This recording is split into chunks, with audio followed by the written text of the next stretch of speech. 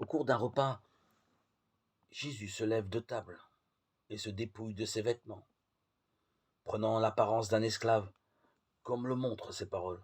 Il prend un linge qu'il se noue à la ceinture, pour ne pas être complètement nu et pour essuyer les pieds de ses disciples avec son propre linge. Jean 13, 2, 5. Voyons à quel point s'abaisse la grandeur et la gloire du Verbe fait chair pour laver les pieds de ses disciples. Il verse de l'eau dans un bassin.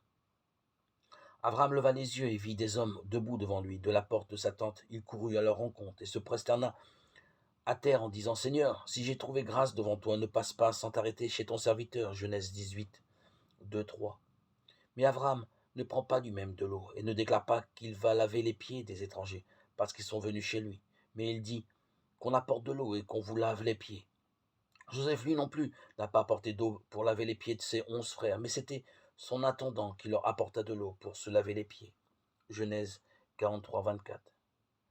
Mais celui qui a déclaré: Je suis venu, non pour être servi, mais pour servir, Matthieu 20, 28, et a dit à juste titre: Apprenez de moi que je suis doux et humble de cœur, Matthieu 11, 29.